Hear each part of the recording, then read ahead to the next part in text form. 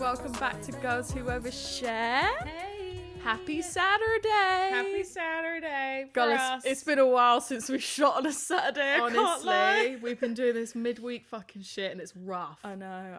We've been really scraping to try and get the episodes like filmed and in. You know what it is? I think it's a little bit of, Emma made a really good point about sometimes we get roped into things on a Saturday morning, which is not the schedule. No. Saturday mornings we have a chill and then we film. Yeah. And like we've been sidetracked a couple of weekends in a row, so it hasn't worked in our favour. And then it's really stressful trying to get things shot during the week. Yeah, it's not our favourite. It makes me hate this whole thing. Yeah.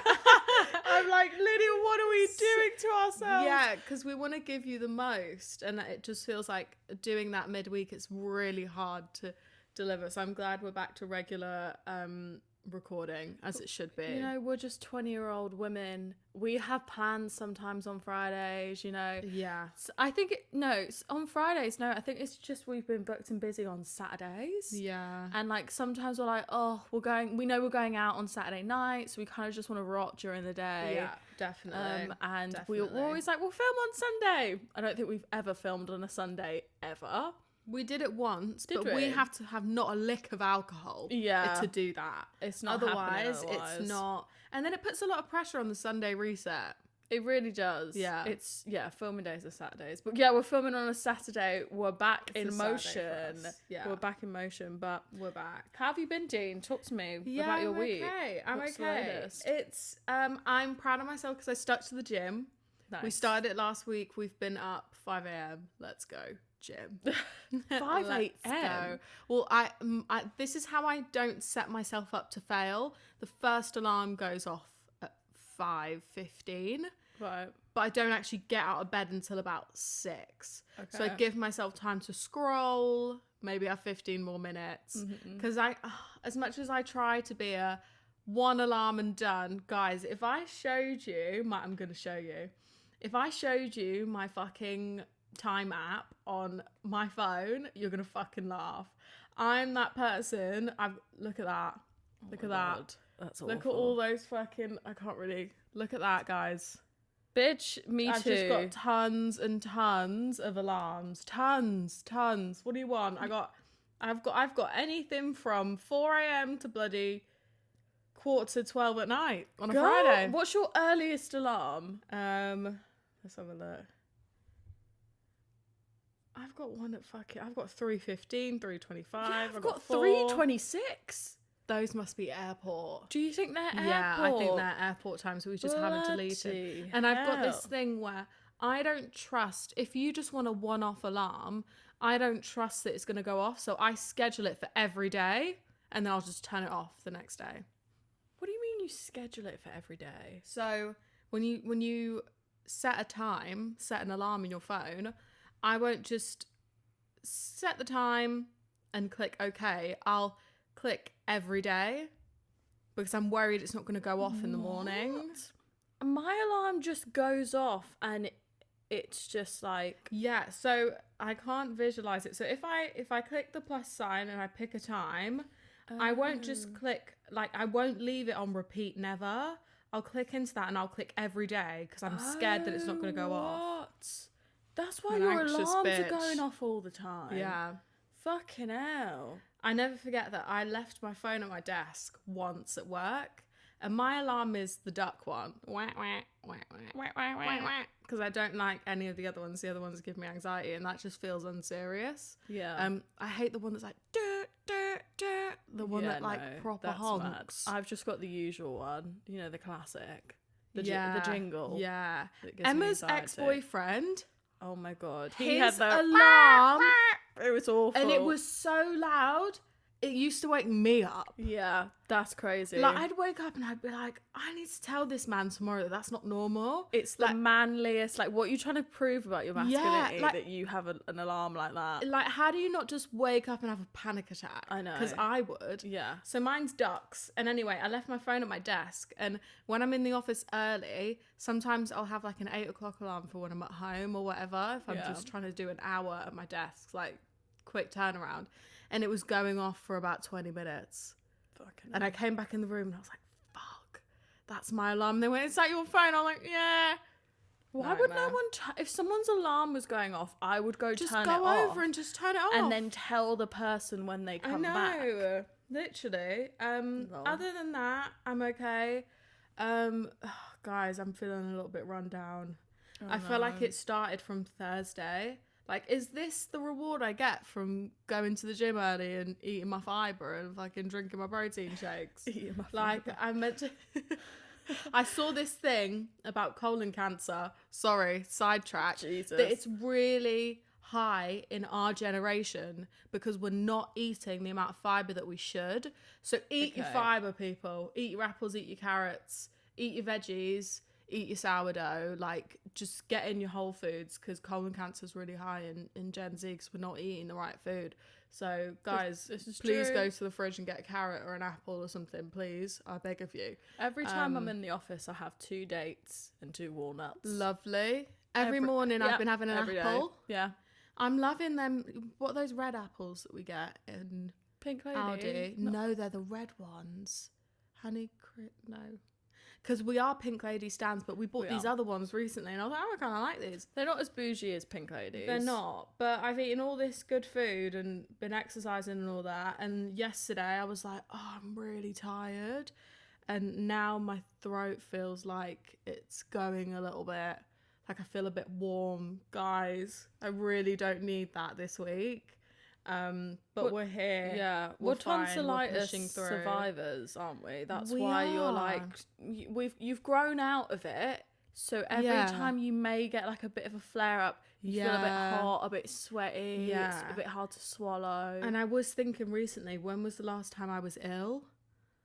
We'll see. But I'm meant to be going out tonight. I still am going out tonight. I'm determined. Because it's my friend Abby's birthday. Shout out Abby. Happy birthday, Abby girl. So we're not missing it. No, we're not. We're having our vitamin C. I just popped some cold and flu. So I'm so fine. Guys, I had a Snapchat memory recently, and it's so not related to anything of my life, like currently, but I had to share it because it's the funniest story. Oh gosh. So, if you knew me back in the day, back at uni, you knew I worked in a nightclub. Like, that was my job, okay? I was in there every day. Like, even on the weekends when I wasn't working or whatever, I was in there. Anyway, we had this doorman, right? And he was beautiful. Like, he was stunning. He was jacked, so tall, right? And I had a Snapchat memory from from final year of uni, and this man is stood on like the upper level of the club, which is like the bar that I would serve at, and this man has a whole pot of yogurt. He has a whole pot of yogurt in his hand, and he's just eating it, watching customers walk around. And I'm stood at the bar and I'm just filming it, and I zoom in and I lean into one of my mates. I'm like, is he eating a pot of yogurt at 2 a.m? He's doing it for the protein, innit? I was like, Casey was like the manager at the time. Big up Casey, love Casey. I was like, Casey, is that man eating a fire yogurt, you know, in the middle of the dance floor, and we've just got people walking around? How big is the pot? Is it the plastic lid one, or is this like a single portion? It's not a portion. It's the big pot you buy in your weekly food with shop. the handle on it. Not the handle, but it's the one that you like. It's the slender pot like that with the lid that pops open, like, you know, the foiled lid. And he's just got a spoon. And I was like, I'm so curious. Anyway, we asked him at the end of the shift. I'm like, did you have a pot of yogurt earlier? In during shift, walking around the floor? He went, yeah. He was like, I have to get my protein in. I was like, you can't be serious. Like, that is like the definition of a man who is super secure in himself. Like, absolutely. He's just absolutely fine to be knocking about a club with a pot of yogurt in his hand. Listen, brick shit houses love Greek yogurt because it just it's the Greek yogurt, right? Yeah. It gets the protein in. Like, he's just so secure in what he's doing. He's like, I'm jacked, mate. But also, ick, if that was your man walking around with a pot of yogurt. I was like, am I seeing what I'm seeing? It's fucking 2 a.m. and this man's got a pot of yogurt in his hand. Oh gosh. protein gains and all that. Each their own. Do you know But I had a mean? reminder and I was like, that is so funny. Have you got like, a video? Yeah, I've got a video. It. Can I put it in for the YouTube people? Yeah. Can I? See I? why not? Yeah. Yeah. Are there people's faces in it? That's a yeah. Not really. Okay. Patrons walking around, you know. Patron? What's a patron? Isn't that what you call guests at like a bar or a restaurant? I don't know. Yeah, I think you're right, actually. Or no. Yeah, I think you're right. I think so, but yeah. Wow. Funny. I've got so many stories from working in a nightclub. I think I should like, as and when, pop them into the episode. Oh, absolutely. But I had a chat with Mum earlier today. She rang me. And I was like, "You're right, Fief," and she was like, "Yeah." She was like, "Did I tell you what happened with the dog the other night?" I was like, "No." She was like, "Yeah, something happened with Leo." Oh. And Leo's very old. I was gonna say, what's wrong with Leo now? Old. He's 13. He's like 4 kilos. He's little, okay? And if you follow our private Instagrams, then you would have seen like photos of him. He's a little dink. He's a dinklebert. He's a little dinklebert. And I was like, "What happened?" And she was like, "You know what I'm like. I like to have a shot of Bailey's, you know, in an evening. Like, just pour myself a little glass." She was like, "I knocked it over, Lydia." And it went on the table and it went on the carpet. And the dogs ran over to it. She managed to get Bailey away from it. Like, she cleaned it up. But some of it must have, like, seeped into the carpet. Because Leo was licking, like, the spot where the Baileys had fallen on the carpet. And she was like, "No, like, get away from it. And then, like, 15 minutes later, she was like, Leo starts swaying. His head's down and he's swaying. The dog's drunk. The dog, she was like, "Oh my God, he's drunk." No. Yeah. And then he was sick. And then he shot himself. No! Sounds like a standard Saturday night, to be honest, guys. Happens to the best of us. Poor Lee. Apparently he's swaying, he couldn't walk properly. Oh my gosh. Tiniest bit of Bailey's, but he's 4 kilos. Yeah. Like, if I was 4 kilos, I'd be drunk off a lick of Baileys. Imagine he was hit with a glass of wine. But what's the percentage on a Bailey's? I don't know. Doesn't matter. Dogs should be drinking alcohol. Period. I promise it's not animal cruelty, but she's a bad it influence. got all up in the carpet. And she was like, "I haven't got my carpet cleaner," so I couldn't actually really get the Baileys out of the carpet. So he licked some of it up and he was lit, mate. Leo had a eventful Thursday. He's probably hungover on Friday night. But yeah, other than that, my life is uneventful, mate. I'm just hoping I'm not getting this bloody cold. You know what I mean? How are you? Yeah, I hope you don't get sick, because if you're sick, I'm basically sick too. I know it's coming. We're in too close quarters to not. No, yeah. Doesn't always happen, No. but more than often, if I'm ill, Emma gets ill and vice versa. Right. So, Go on. this morning, I saw a post from Rihanna. Oh. And apparently, she's in the studio again. And an album is coming. No! Yes! Hang on. Why didn't I see Let me that? have a look. I almost sent it to you, and I saw it this morning, and I was like, I need to retract my statement right now. No way. Finally! I think... Been waiting on that sunshine, boy. I think... Fuck, where is it? No fucking way. I know. Honestly, It's happening. I'm pretty sure. It's happening. I'm Nobody pretty panic. sure. Like, I mean, she is like up there with like our favorite. Oh artists. yeah. Like yeah. her, well, no, if we're talking OG artists, it's like her and like JoJo. Really, Yeah. like Yeah. those two bitches. We know Rihanna's songs like the back of our hand. Genuinely. Oh, All why the didn't I albums. send it to you. No way. I know. One Thing is, she's second. had her kids now. Like, she's got 3 now. You know, ASAP's no longer in trouble. You know. Yeah, 100%. Yeah. Wow. Rihanna said she's back in the studio after 10 years. You know what? I wouldn't even need her to come up with anything new. You know how many demos she probably has on a laptop somewhere? Like, just put that all together and just put it out. Like, I'm happy with that. Just while we're waiting, we just need an appetizer. Yeah, While we're waiting crazy. for the main thing. That is so exciting. Yeah, she shared a video on the 26th of February and it was her in the studio and it wasn't old footage, it was new footage.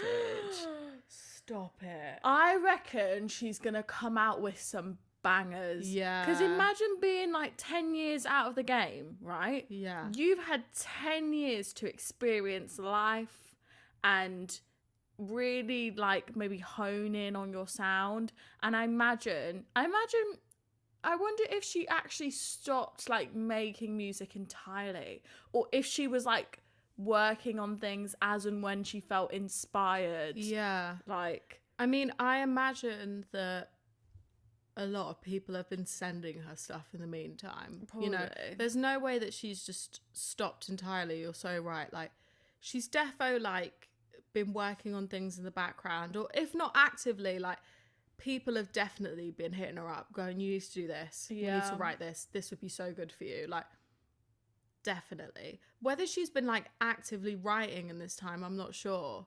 But because obviously she branched off and did other things. Like Fenty Beauty is a hit. Like she's got the like sort of fashion line, she's doing underwear, like she's done everything else. I'm like, we look great now, we just need the music. I'm hoping that she drops something before summer. Ooh. Do you think she could? Oh, sorry, Emma's just battered the mic. Do you think she could drop something? Maybe, but summer? Honestly, if 2026 hasn't already been a very, it's supposed to be a very promising year, a Rihanna album would just be the cherry on top of the cake. Like, no, music in 2026. So I think there's some opportunities for more stuff to drop. Absolutely. What would you want her to do? What do you want to see from her? I love her. I love Auntie. I think that is a sick album. But I also love fucking hell. Let me get my Spotify up. Have a look. I love her like older shit when her hair was short and she was quite the Good edgy. Girl Gone Bad album. Yeah, I can't believe I can't think right now. It might be Good Girl Gone Bad. No, Rated R. I love that album. Yeah, I love that album. That's a good one. I would love to see her do more stuff like that. But Auntie reminds me so much of, well, that was the last album we got. Yeah, I remember when it came out. Yeah. And the songs on there just really mark the time we were in school. It sends me right back. Yeah. Sends me right back. What about Unapologetic? That's got Love Song on it. Yeah, Pour It Up. True. Stay. Nobody's Business. No Love Allowed. I think it's the same sort of era because her hair was short in both of those. Oh, yeah. Okay. And I'm just like, she was a baddie. Honestly, if she gives us anything, I'll love it. I love some slow stuff from her as well. She's really like putting her heart on the line, and the people who are saying Rihanna can't sing, fucking come off it. Come off it. All that stuff about her Super Bowl performance, shame on you. Yeah, agreed. If you publicly critiqued or shamed her, shame on you. Like, I think everybody expected her to come back and be like, she's had children since everyone is expecting her to be 18. Yeah, again. True. And I'm like, this is probably why she doesn't, because she's like, everybody's gonna want me however many years ago. Yeah. And like, they're not evolving with her. I thought she was great. Yeah, no one can talk shit to me about Rihanna. We're true fans though. Like, you know, the people who say they're fans are the ones who are trash talking her on socials. Yeah, so 100%. Go fuck yourself. Apart from that, I'm pretty good girl, honestly. No other updates. I'm staying in tonight. Are you staying in? Well, I've had an invite to London. You have? But I honestly, sorry, I did not mean to yawn. I'm not well, guys. No, I'm not saying that. I'm just that boring. I've had an invite to go to London, but like I also went out last weekend, like spontaneous. Well, nothing crazy, but like still woke up on Sunday morning, like not feeling great. Yeah. And every time that happens on Sunday, I vow I will not go out on the following Saturday. And it gets round to Saturday, and I just like to be outside. I do. We need a 3-day weekend, you know. We do. We need Monday to be a holiday, because then I would actually I would have 2 days to like recover. Yeah, I think we struggle with plans every weekend because like it's a demanding week, and like sometimes you wake up on Monday morning and you're like, shit, I actually haven't rested at all this weekend. And it's like, I need it to alternate. And you're so right. Last weekend, I was low-key, not hungover on Sunday, but there was like no time at home at all. Yeah. See how you feel later, honey. I don't know. Athena's going to London and I'm just like, can you be asked to... I don't know if I have an outfit. Question. I can always be asked. I was about to ask if she can be asked to dress up. This is me we're talking about here. I'm always ready to dress up.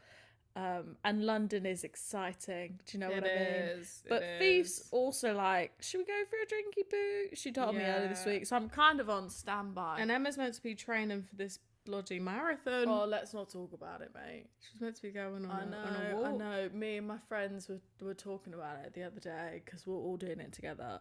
And Sophie, shout out Sophie, was like, she was like, oh, I'll just drive us back. And I was like, after the marathon, I was like, you think you're going to be able to operate a vehicle after walking 26 miles? How far was the drive?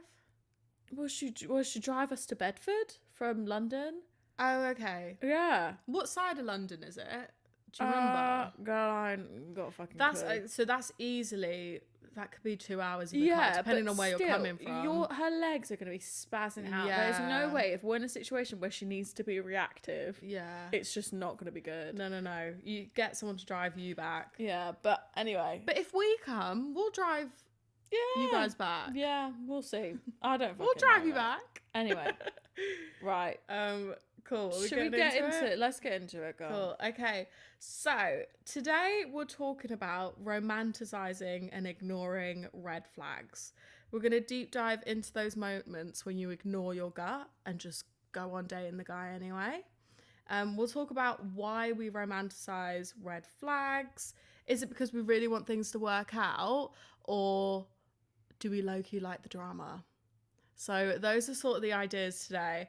Emma and I have put together some red flags that we've experienced. We might throw in a couple of examples. I know I will anyway. Oh, I have no idea. Okay, we'll just see how it goes. We'll see. And yeah, we'll talk about attachment styles as well. Like, I think we'll definitely touch on that. Like, why we react to things in certain ways that we do. It might be a reflective point for you. Guys, please share your red flags in the comments that you've experienced, or things that you totally avoid. Like, if you hear it, you're like, no, sorry, sir, other direction. Yeah. Basically the opposite of what we're trying to confess right now. Basically. Yeah. Okay. Well, we can get into it. Right. We're going to go into our red flags now, right? Yeah. Okay, cool. Right. So, can I go first? Yes, girl. Of course you can. Okay. So, men with money. That is such a good one. So, just to repeat, so this is red flags I've romanticized. Okay. So they're things I've tolerated and then realised at the end when I'm sat on my arse, I'm like, red flag. That is such a good one. Thank you. Wow. Because this is something you and I have discussed endlessly. Time and time again. Endlessly. So let's really pull this apart. Let's unpack it. And dissect. Yeah. So, men with money.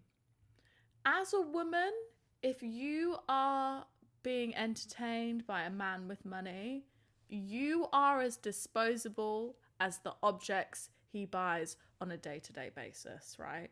But as we've said before, everyone wants a man who's got a little bit of money, right? Everyone does, right? It's natural. It's what social media is telling you that you need, right? Shoving it down our throats. But I think with that, there is a lot of antisocial behaviours or red flags that you like push to the side. Liz nodding, she agrees. There's a catch. There's always a catch. There's always a catch, and it's so unhealthy.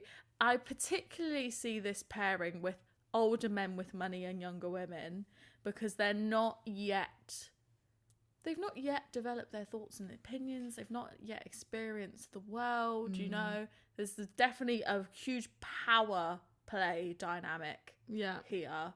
And I just think that is something. Why is it that we justify certain behaviours depending on how much money they have in their pocket? What about, can I ask you a question? Go ahead, girl. Do you think it makes a difference if they were born into money or they've obtained it themselves?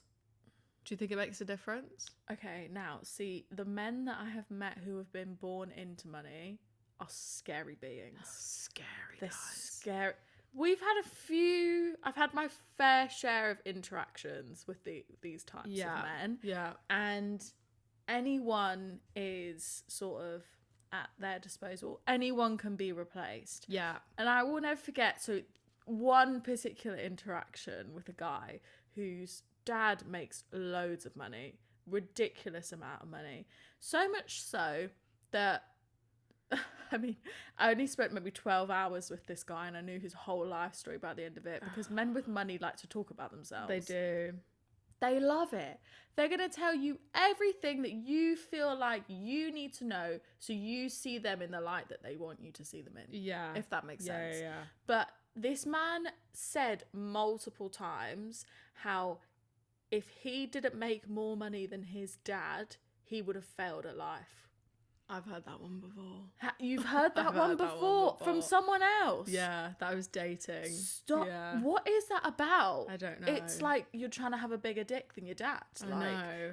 I was like, this all right, complex. mate. He's like, no, I need to make more money than him. Da, da, da, da, da. And the way those men typically look at women is also very like, rah. It's very judgmental. It's very disposable. Yeah. Yeah. And I just think, yeah, for me, that is something that initially, when I was younger, I was like, oh, it would be really nice to, be with a man who just like showers you in gifts and things like that. Every girl's head has gone there. But from my few interactions with boys, I think I've only interacted with men who have been born into money. I've never been in a situation with a man where he's made the money himself, I don't think. I think the lines are very blurred, because often, and I understand that there's a grey area with this, but I think often men that have done well for themselves have had sort of a handout. Yeah. So whether it's not direct, I just work for my dad's business, or my dad's got connections, so this is how I've gotten into da-da-da, but I work really hard, that's why I make the money I do. And I'm just like, no, you've had the upper hand, so it's not directly your dad's just giving you a job, but he's put you in the right rooms, and that's why you're in the position that you're in. I think it's hard, because I think if you want someone who's particularly ambitious or has done well for themselves, it's really hard to weed out the guys that make money and are fucking assholes. Like, money will show you who a person is 100%, and if they change, they were always that person. So it's hard to find someone like, you can look for guys that are like, oh, he drives a nice car, he's got a good job, but it's not always greener. Like, some of them are horrible. Yeah, and I just think as I've gotten older too, I don't like the power imbalance with something like that. No. Like, if the next time I sit at a table with a man like that, I'm going to be exactly on the same level as you. Yeah. Because I think if you're someone who isn't, it's very hard to, I feel like, develop like a genuine relationship there. Yeah. And also, those men haven't got a clue what a real man is. In my opinion. Like, they think it's all flashy, like that type of shit, and it's just not. Like, I think they lack all the personal qualities that I look for in that person. They're just riddled with arrogance. And they're ignorant and they objectify women, let's be real, because they just feel like they can just chuck a load of money at you, and there's loads of pretty girls. Exactly. There's loads of pretty girls. Oi, men are spoiled for choice, There's so many beautiful women. Literally. But I have to say, men with money is one of my red flags. Because I've romanticized. And I think you and I are in a unique opinion and perspective, because are all girls bothered about matching their man in terms of how much they make? I don't know. No. I think there are, but I don't want for you to just pay for me. Do you know what I mean? Like, I want to be able to, if we go to a restaurant or you want to buy me a bag, I want to be able to buy that bag for myself as well. I don't want to look at that bag and just think, well, I wouldn't have this if it wasn't for my man. Because I tell you what, they're all very generous and I'll take care of you and like, don't worry about it like in the beginning. But as soon as maybe something goes wrong in the relationship and you have a disagreement, prepare yourself. That man will use that against you. Yeah. Like, I will never forget, I was chatting to a friend and she was telling me how she's really happy in a relationship. Her friend's in a relationship with this guy and he's got quite a bit of money. And there's a really big financial imbalance. And he has sent her money on occasions as as an act of love, an act of affection, and then it's bitten her down the arse later down the line. Really? Because he'll go, well, what happened to that money that I sent you? Or you know, like, then there's a control thing there. Then they to a degree own you and own all the things that you're doing and own all the things you've bought. Like, they're almost the key to your freedom and your financial freedom, which is just, that can be quite scary. And I think as women, we need to be very careful and very strategic about our financial power and our financial freedom, because money is freedom. It gives you the freedom to speak up and say what you want to a man. It gives you the freedom to get up and fuck off if you want to. If they're the key breadwinner, if they're the one who, like, financially, like, there's a mismatch and there's a gap, unless there are no strings attached, I think it can get very messy very quickly and you can be in sort of a inferior position very quickly. So as women, I think we need to be careful about that. And I think men with money, you find that when you meet them and you ask them about them, it's like it's a job interview. It's like they're reeling off their fucking CV. I'm like, relax. Yeah, they're definitely drinking Huel and listening to podcasts, like, you know, that type of man. Yeah. I'm too. Men with did money you see that? hard, Men who drink scary. Men who drink Huel, it's like, I'm too busy to eat because I'm a millionaire. I'm too busy to chew. I'm too busy to chew. But no, oh God, as a woman, I've realised I never want to put myself in a situation with a man where, let's say I was on holiday, right? And there was a disagreement and you can't pay for yourself to be like, right, I'm dipping. I'm getting on a flight. I'm getting on a flight and I'm gone. Like, I could never do that. I could never go to Dubai and be there because a man's paying for me and not being able to go into a shop and pay for my own shit or get a flight home. Yeah. Like, for me, that doesn't sit right with me. Yeah. But I have romanticized that at a time in my life. But I think from all my observations as I've gotten older, I'm like, huge red flag. Shouldn't be romanticized. No. Shouldn't have romanticized that. Navigate men with money with caution, girls. Absolutely. Please do. Go on, please, Dean. please, What's your next one? Okay, my one is men who comfortably argue with women. That's a really good one too. You. Yeah, that's so good. Guys, if the guy you're seeing comfortably gets irked and like actively shouts or argues with a woman that he barely knows, or even if he knows her, run, mate. I feel like I know where this is come from. I've had a couple of instances where I've experienced my God, this. You're so right. I was on the receiving end of one of them. Literally. I was like, do you understand that that's my sister? Yeah. Oh my God. You know the example that I thought of though that I want to talk about? This was way before that even instance was. Can I say their man. nationality? Yeah. The Polish guy. Yeah. Yeah, I thought so. So in my final year of uni, I started seeing this guy, right? And at that time, I wasn't really dating. I was in my final year. Like, there was no one in my town at the time that I was like, I'm not really bothered about anyone. I just got off the back of seeing someone in my second year that I was like, fine, I'm good. Yeah. So anyway, it was like the final term of my final year.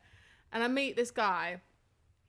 And I was like, yeah, I feel like he could be a bit of me. And I don't know what it is, but I just feel like I attract the overly confident ones. Yeah.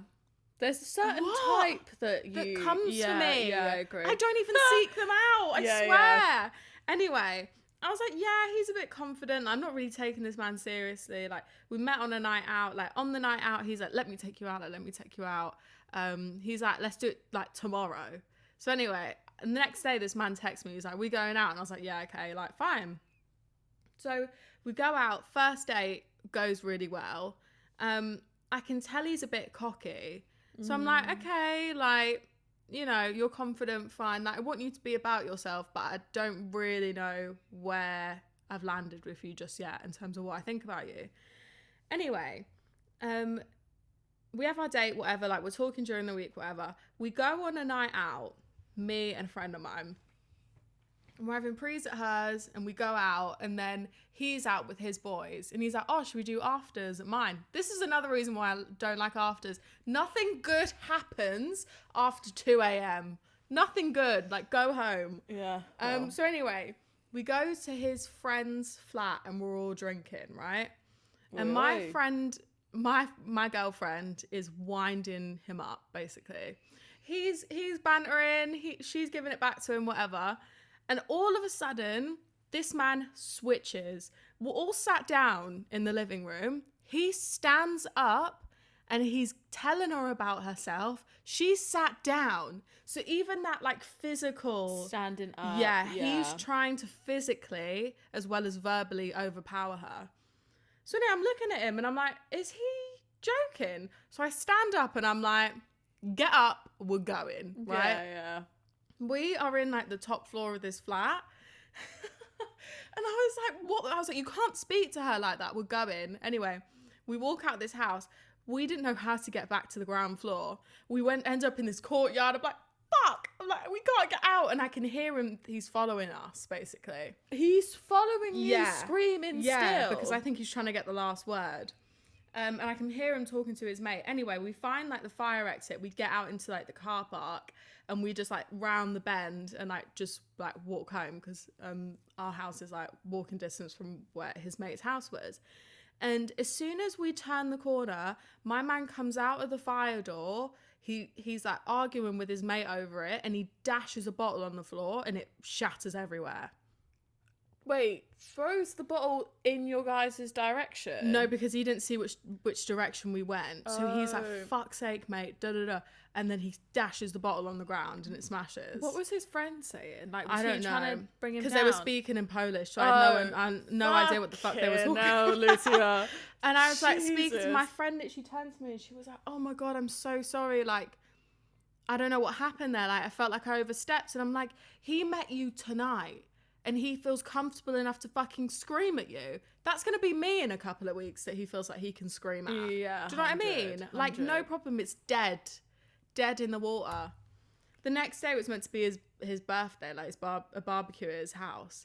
Didn't hear from the man, basically. So do you feel like, going back to the question, do you feel like you've romanticised...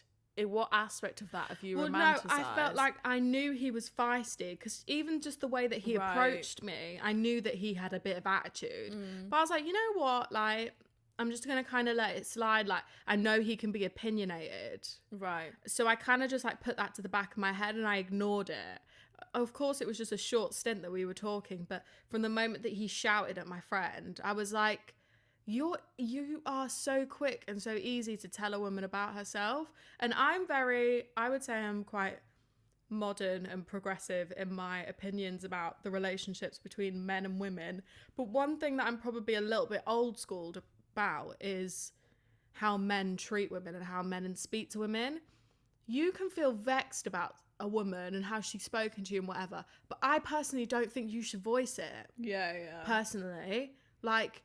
She's 4 foot, you're 6 foot fucking whatever. You've gotten in her face. She's still sat down and you're telling her about herself. Yeah. And I'm just like, I don't like some women like being with the alpha in the room in that sense. I don't like it at all. But for some reason it keeps finding me because last year I had a guy scream at Emma in front of me and then he screamed at me.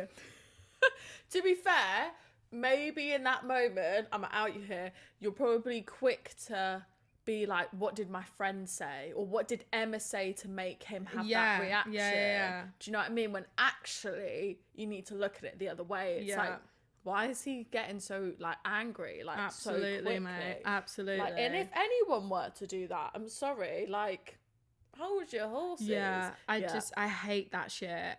And like, if you're quick to cuss a woman in front of me, or even behind closed doors, it's just not for me, guys. Biggest red flag. Biggest red flag. Yeah, honestly. 100%. What's your next one? Love bombing. Interesting. Love bombing is a red flag that I've romanticized. Yeah. I would say I'm very much like a person who likes fireworks. I don't like relationships to progress gradually. You like to be swept off. I like to be swept off my feet, which means I'm susceptible. Yeah. To love bombing. Okay. Right. Fuck it now. That was a tongue twister. So yeah, for people who don't know what love bombing is, I feel like you can summarize this really well because you had to tell me. I didn't know what love bombing was until you sat me down and had a chat with me. So love bombing is essentially confessing your affection or love for someone for ulterior motives. So to win that person over, to think that your feelings are genuine for them so that it can go in your favour. So showering them with compliments, telling them that you feel so deeply about them, telling them that you love them, when that's not the case, but you want them to feel that way towards you for whatever reason, control, physical gain, affection, those sorts of things. And it's like usually really early on in a relationship, like you don't really know that person. Oh yeah, it's not a normal time frame. No, it's like been maybe like a week, and they've like said so many things that they probably shouldn't have said, and can feel like it's too good to be true.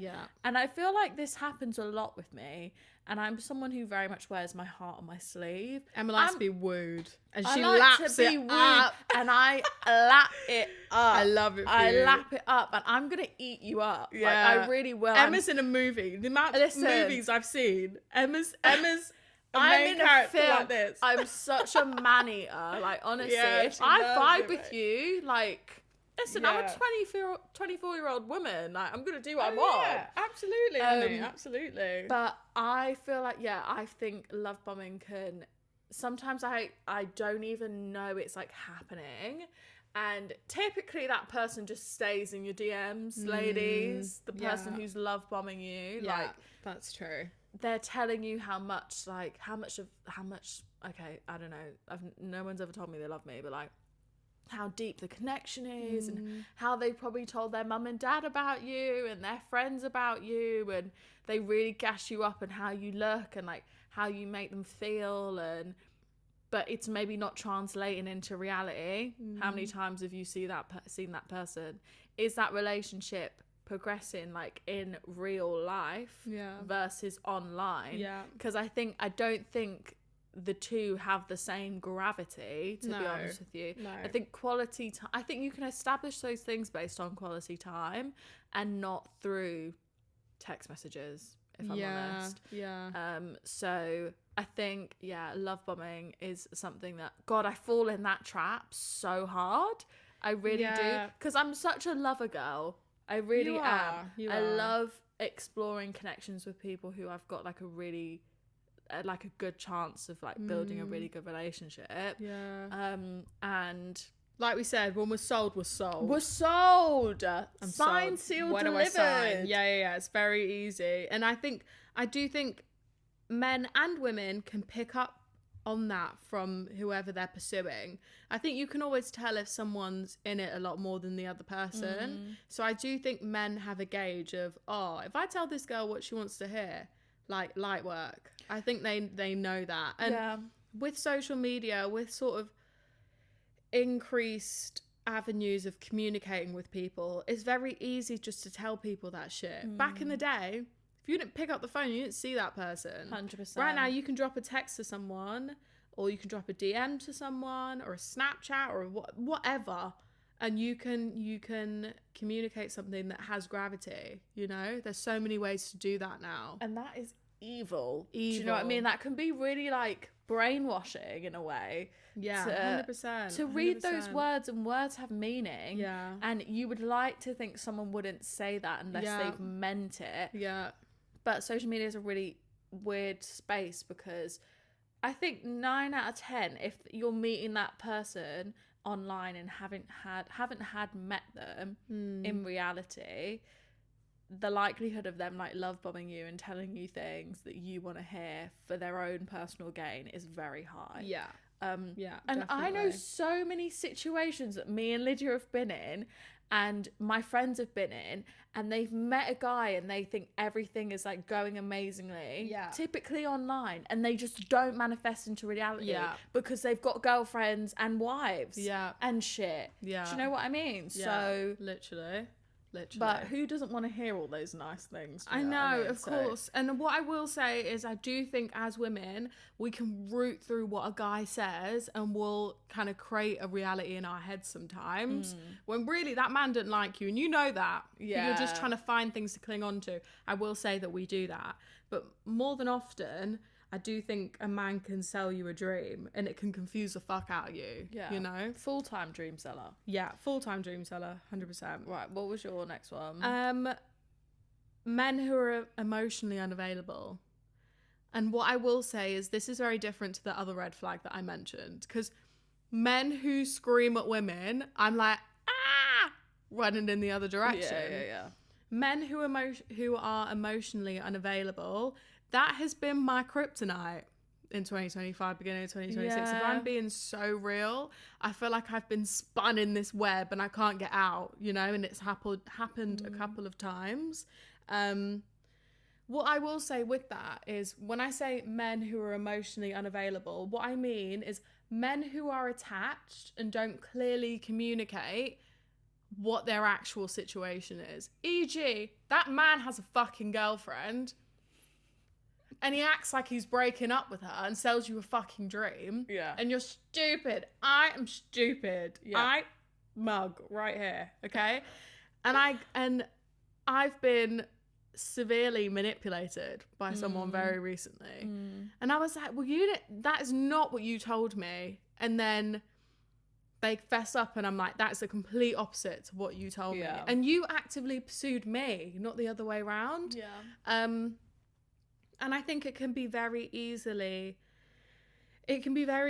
to get caught up on someone and their false promises, because you hold on to things like, oh, did you see how he was with me? And blah, blah, blah. And you get gassed and you're like, oh, well, maybe da, da, da. It's just not going to happen, guys. And he wants his cake and he wants to be able to eat it too.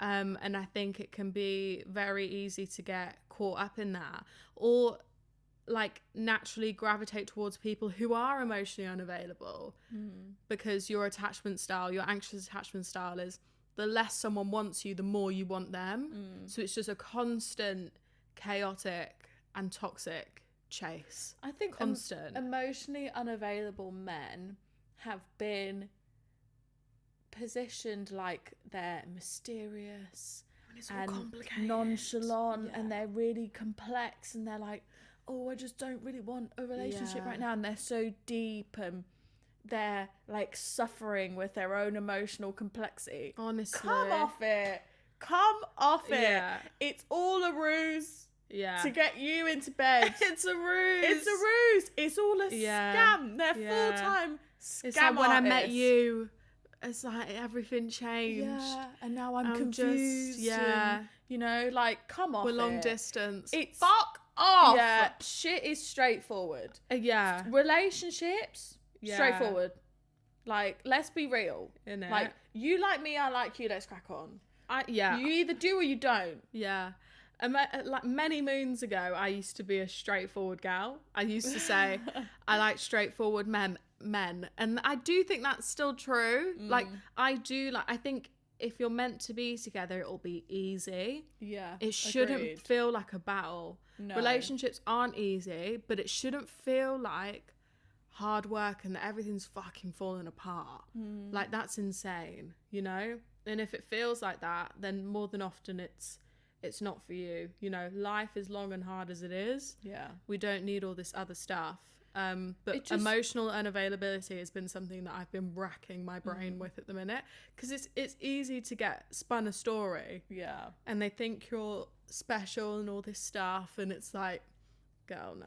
Yeah, and I feel like you almost feel like you have a point to prove to yourself in terms of if you're emotionally mature and you're strong enough to help see this relationship through, because it's almost like you feel like maybe if the relationship didn't get to where you wanted it to be, like aka you being boyfriend and girlfriend, it's because you weren't emotionally mature enough to handle his emotional complexity. Yeah. Fuck off. Innit? Anyway, was that your second one? That was my second one. I do have a third one, but I think it played into your first red flag, so I think I'm going to give that one a miss, but I know that you have a couple more. So I kind of touched on, my next one would have been like texting all the time but not seeing each other in person. But I feel like that tied in nicely to like the love bombing. Because I think those two are like we hand spoke in about hand. it a little bit. This one is a bit similar to what you said, but a bit different. Chatting shit about their previous partner to you. Now, when I mean chatting shit, I mean calling them a slag, calling them a slut. She's crazy. All these things that have a bit of, is nuance the word here? They're a bit open to interpretation. Like, they're not fact. Like, that is your interpretation of someone. You haven't come with, oh, she did this to me and that really upset me, da da da da. If they're like outwardly like cussing someone, that's how you're going to talk about me if this doesn't go well. Yeah, and also that says a lot about, actually. That says a lot about how they view a very difficult situation and how they feel like they didn't have a massive part to play in the downfall of that relationship. Doesn't feel very self-reflective, doesn't feel very like they learned things from that relationship. It just feels like they're putting all the blame on one person. Like, I'm gonna be so real and overshare here, but like there was a situation where I was seeing a guy, and I can't say too much here, but so I was seeing a guy and he openly said about like one of our friends that he thought that they were a slut and they're a slag. Because of their body count, right? And I was really shocked to hear that. Oh, sorry, I've poked the mic again. I'm sorry, I love you. I was really like it made me like almost like jump in a way. That's appalling. I was like, but so and so's your friend. Is that person like not your friend? Like, she's my friend. She would say that that person has spoken so highly of you when I've spoken to her about you, and she's like really egging us on and she really wants us to work. I think if she knew you were saying that behind her back, she would be very upset. And he was like, well, I wouldn't say it to her face. Because I was like, better. So you're a snake then. She's a slag and you're a snake. Got it. I was like, but why? She's not even done anything to hurt you. I know. That's not even an ex. When he spoke about exes and things, they were even worse. Really? And I was like, the way you talk about women is very concerning. And I don't even think he realised it. And it was the same for people who were overweight. Same for people who were, like, I would never say it out loud, but I would think it, you know? And I think I'd let that slide because it wasn't necessarily about me, you know? That's another red flag. Men who comment on women's weight. Yeah. That's fat. Another thing. Yeah. She's fat. But I'm not, so it's not an insult towards me. Overshare. That guy I was seeing final year of uni who had fucking square out with my friend. We walked past this girl on a night out. I'm really out in this man, but do it. Fuck you, mate. What's high in Polish? I don't know. Thing is, I all the other Polish people are lovely. Oh, I love the Polish. I know so many Polish people. Great food, great people. This one Our man, Balkan however, sisters and brothers. Yeah, this one man, however, insane. But that's just the nickname we've given him. Anyway, we walked past this girl on the night out. She was sat on the pavement. She had cheesy chips. She was like, "Do you want one, babes?" I was like, nah, I'm all right. Like, thank you, though. He went, she didn't need them. She should be eating them. Yeah. I was like, yeah. Are you joking, sir? I was like, so what do you think about me then? Because I'm not size 10, honey. Yeah. 12, 14 sometimes. Agreed. And then, I've heard that and gone, well, I have the ability to put on weight. Like, I'm not small. What if I had decided to have a baby with you? Are you going to look at me and be like, she's a fucking whale? Yeah, so my weight is a condition for you. But this person, like, look, I think it was the first time that this person had heard this opinion from me, from a woman, sorry, and actually learnt from it and would change it. Okay. They've changed now. I have to give that person the benefit of the doubt. Yeah. However, in that moment, I remember sitting there and being like, I feel like I might have to end this relationship because I can't know this information and me go and face my friend the next day and her not know this. Yeah, that's mad. Because then I'm like, okay, well, is this person going back to all the male friends in the group and also discussing all of us like that? Yeah. It's just, this shit is, it's very insightful to that person's character. And I don't believe in this, it's not deep. You can call girls slags and sluts. It's a microaggression. And it's a very small insight to a very big attribute of someone's character, and that small thing could maybe later down the line lead to something even bigger. Where there's smoke there's fire. That's the smoke. Exactly, that's the smoke. So I think chatting shit about a previous partner, obviously if they're an ex, you're not going to speak about them so nicely. Me personally, I don't really feel the need to have the ex's chat. I don't. Like, not straight away.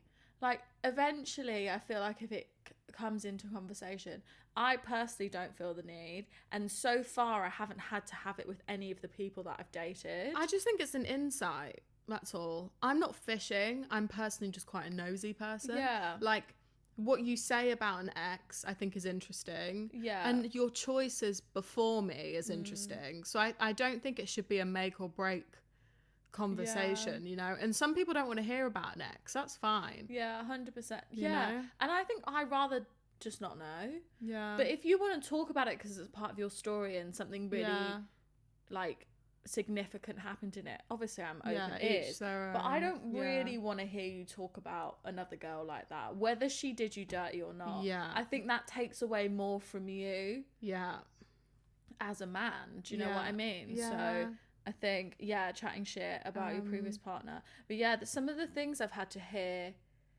guys that I'm dating, I've had to hear them say. I mean, I don't think it should be our responsibility to teach them what's right. However, I do think if a guy is willing to learn, or he goes, I didn't think about it that way, you're so right, I think that's commendable. Shouldn't have to teach you. You should educate yourself. However, I think if we can teach them, and like you said, that, you know, that ex of yours did grow and did think, oh, okay, you know, I hadn't taken that on board before. So I do think it's a bit of both, but it's an hard one. It's an hard Wild. one. When I heard that, I was like, my heart almost fell out my arse. I know. Those are our red flags. Those are our red flags, guys. I liked diving into that. I feel like I've got to know a little bit more about you, Dean. Oh, mate, you too. Thank God. Let's not take any of these trip down memory lane. These red flags are now on our red flag list, right? So, can I just say, we romanticize them at a time. Okay. Sometimes subconsciously you don't know there's a red flag, but your gut might say something small and you have to listen to that. That's the moral of the story. If you go, I'm not sure about the way that was handled, or I'm not sure about the way that was phrased, listen to that. 100%. That's the moral of the story. Because like in that moment, if you're hearing someone badmouth their ex, you're probably like, oh yeah, that means he's moved on, he's so into me. That's not what you should be taking from that. No, you need to look at it like, he's speaking really badly about like a woman. What is that? What does that tell you about their character? So don't romanticize it. Look at what it is. Take it for what it is. Stop trying to pick it apart and like interpret it beyond what it is. Absolutely. But anyway, I guess we'll leave it there. Yeah, let's leave it there. Thank you guys so much for listening. Always, please comment below your red flags. Like, what are your red flags when it comes to dating? We'd love to hear them. We come out with an episode every Thursday. Please engage in all of our channels, whether that's Spotify, Apple Music, wherever you sort of listen to your podcast. TikTok, Instagram. We hit 100 followers on TikTok. We did. We're at 105 now, actually. Woo! It's exciting stuff. It's a small milestone, but a milestone nevertheless. The community is growing slowly. So if you follow us on Instagram, you don't follow us on TikTok, why the fuck not? Or if you're a subscriber on YouTube and you don't follow us on TikTok and Instagram, why aren't you? Just go on over there, honey, when you have some time. Nice. Thanks for oversharing, Emma. Thanks for oversharing, Lydia. I'm gonna have a big fat bowl of noodles. Nice. Now. I've been staring at the packet on the kitchen counter. I fancy a cigarette. So do you? Nice. It's two complete opposite. You're not hungry. I could have some nudes. Have some nudes. I could have some nudes. All right, we'll charge you there, guys. Love you. Bye. 'Cause I can't